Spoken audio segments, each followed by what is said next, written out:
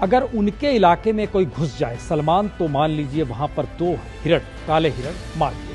लेकिन अब जो हम आपको रिपोर्ट दिखा रहे हैं, आपने देखा होगा इंसानी इलाकों में अगर कोई पशु आ जाए तो क्या हाल उसका किया जाता है अगर वो जंगली है।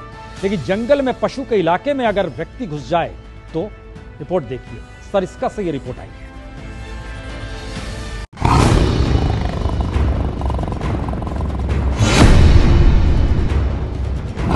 बेजुबान सैकड़ों की आबादी में घुस जाए तो फिर अंजाम मौत ही होती है।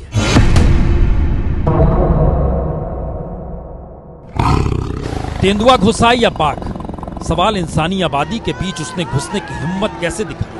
और ऐसी तस्वीर आपने अक्सर देखी होगी, खूनी संघर्ष की तस्वीर मीडिया में आती है, हम भी दिखाते हैं। इंसान भारी पड़ता है जानवर पर, अंजाम हर किसी को मालूम है। लेकिन सवाल यह कि अगर इंसान ऐसे ही बाघों के जंगलों में घुसपैठ करे तो फिर नतीजा क्या होना चाहिए या क्या हो रहा है।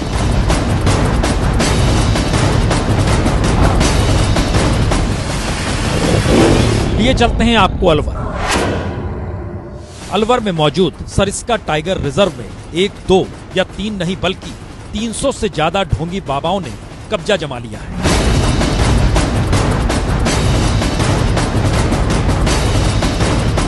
ढोंगी बाबा जंगल में मंगल कर रहे हैं और वसुंधरा सरकार किसी अमंगल का इंतजार। वन अधिकारियों के नकारेपन ने बाबाओं के हौसले और बढ़ा दिए हैं। अब शहर में तो रहना है बाबा जी, जंगल में रहे बाबा जी। फॉरेस्ट आ जाया है, बाबा जी जंगल में पहले से रह रहा है।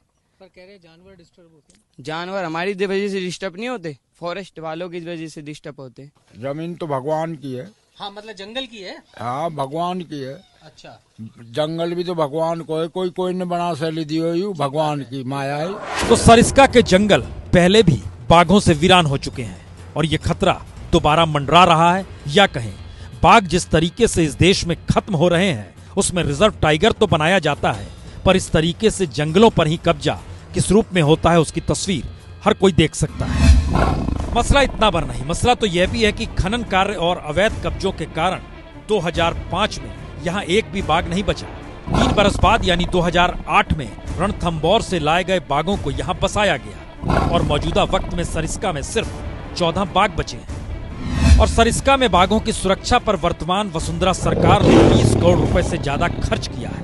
कहती है कागजों में पैसे का हिसाब तो है, लेकिन जमीनी हकीकत कागजों से कोसों दूर। तो खर्च कहाँ हो रहा है? नतीजतन आश्रम अब अपराधियों की ऐशगाह बन चुके हैं और बाबाओं के आश्रम कुछ इस तरीके से चल रहे हैं। तो ये मिला तो नशा करने वाले जो लोग बाग हैं उनका जमावड़ा रहता है, या जो आपराधिक किस्म के भी लोग बाग हैं वो भी अपराध करके उनको शरणागत की स्थिति शरण लेते हैं ऐसी स्थिति ऐसी जगहों पे। इसके अलावा बहुत से लोग यहाँ सट्टे के और लॉटरी के टिकटों के नंबर जानने की उत्सुकता में भी इन बाबाओं की शरण में रहते हैं। बहुत सारे निकल के आया है, रेंज वाइज निकल के आया। That data is with us and we will take action on all the एंक्रोचर्स।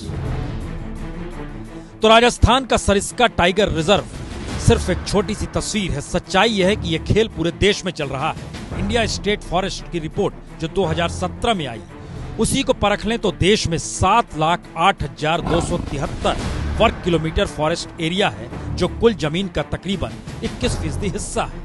और 18 दिसंबर 2017 को लोकसभा में एक सवाल के जवाब में सरकार ने ही बताया कि देश में 13,61,248 हेक्टेयर वन क्षेत्र पर अतिक्रमण हो चुका है। जी, ये हाल है। और राजधानी दिल्ली के क्षेत्रफल से ये 9 गुना ज्यादा है। नेशनल फॉरेस्ट पॉलिसी के हिसाब से राजस्थान में 20% वन क्षेत्र होना चाहिए, पर वह तो 10% में सिमट चुका है। और एक रिपोर्ट के मुताबिक सरिस्का टाइगर रिजर्व में पहले ही 200 बीघा जमीन अब तक कब्जा की जा चुकी है। ये आंकड़े सिर्फ आंकड़े हैं, या कहें मौजूदा देश का सच है, या कहें वन विभाग फेल हो चुका है, या कहें सिस्टम का रिपोर्ट कार्ड है। जो बात कहनी है कह लीजिए, लेकिन बात तो है बेजुबान जानवरों की, बेजुबान बाघों की।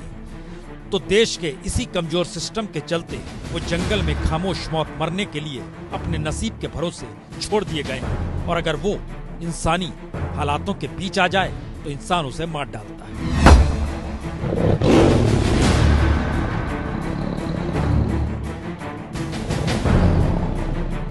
खबरों के दौर में ना रहिए बेखबर, हर खबर की हम लेंगे खबर। मेरे साथ जुड़िए रात 9 बजे मास्टर स्ट्रोक सिर्फ एबीपी न्यूज पर।